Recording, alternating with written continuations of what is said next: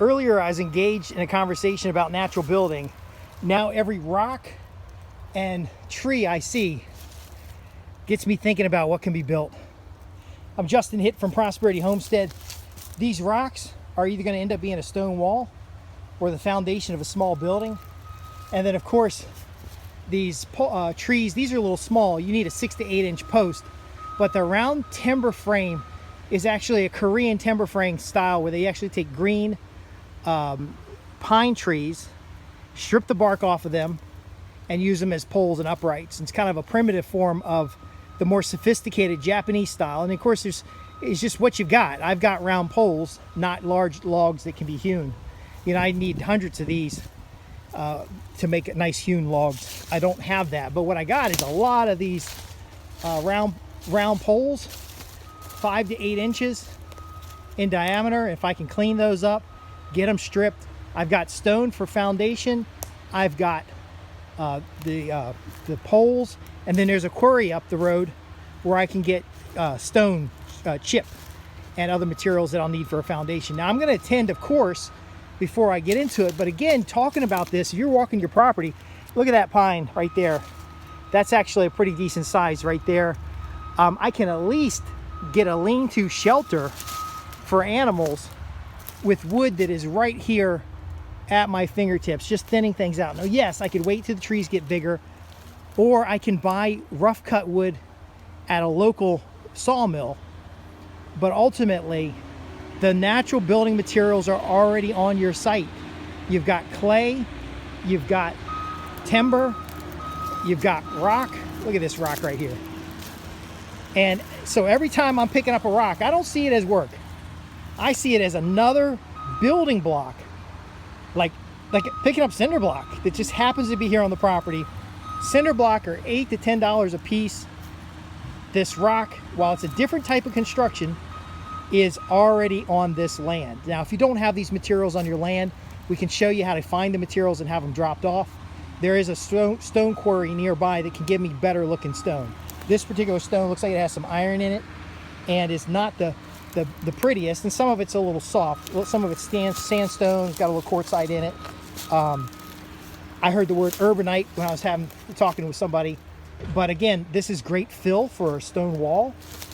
We can get some better looking stone on the outside, and there's just piles of it everywhere. Here's the excavator that we were working with earlier, and coming through here, the stone is just sitting in the woods, and of course there's big piles everywhere. Now, on this particular property, there are stone foundations already out in the woods, and we can either restore those foundations to make shelters, probably 10-foot by 12-foot shelters, or something else. But if you're interested in natural building, look at all that red clay out there. If you're interested in natural building, then be sure to place a comment in the description about what you're interested in. Why are you interested? The fact that you can literally build a shelter or a home with the materials that are on your land today, or that can be readily sourced within a 20 or 30 mile radius, or the skill and craftsmanship of the different designs and the different mortise and tenon methods and the different working materials, or the fact that these skills are universal. Look at that tree right there. That's a beauty. A lot of these trees are going to come down anyway. Why not turn them into valuable building materials? Now, in my case, we got a lot of rough stone. We've got a lot of pine, and most of it is not very large size. So that's going to call for a different design than somebody who has different kinds, another kind of timber. Now, you don't necessarily have to get the timber off of your property. You can get the timber from nearby land. But isn't it amazing that for thousands of years, people have built buildings that have lasted for hundreds of years, that are essentially built from what normal, I guess, society would have normally just thrown away. So these rocks, a lot of people would see them as a burden. I see them as an asset, and I hope you do too. If you do, and you want to travel down to the Ridgeway, Martinsville, Henry County area, there are classes forming in natural building. You can ask questions below. If you want classes in your area, we are putting together a list of people in North Carolina, in Tennessee, in Pennsylvania, and other Mid-Atlantic regions. We put together a big list, and we can connect you with somebody in your area if you're not interested in traveling here.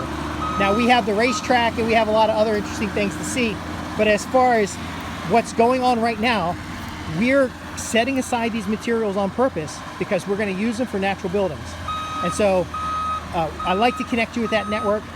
I like to help you get that resource because it's very satisfying to turn what normally people think are just rocks and just dirt and just trees into beautiful homes, beautiful cabins, beautiful shelters that will last generations. Done right, natural built homes will either last generations, or when we don't need them, you just knock them down and they decompose and they turn back into raw materials. If you'd like to learn more about this, you can visit www.prosperityhomestead.org. Go to the contact page, leave your contact details, as well as ask about natural building courses. And I'm going to connect you with the people in my region who can show you how to build natural shelters and even beautiful cottages and homes that will last for generations. It's a project that's well worth your family's time, and it's highly likely, if you own any land right now or have access to land in your region, that you can get many of the materials delivered to your site at a fraction of what it would cost from a big box store. Overall, building prices are about the same for a finished house if you're going to do a natural built house and have modern amenities. But if you're just going to build like a cabin or an outbuilding or something like that, you can get started pretty much with little or no cost. But it's the skills that pay the bills. It's the skills that make this easy. It's the skills that make it possible for you. And you can get those skills by joining us, by leaving a comment below or giving us your contact information at the website and asking your questions at www.prosperityhomestead.org. We're going to get a close-up on these rocks as we close out here.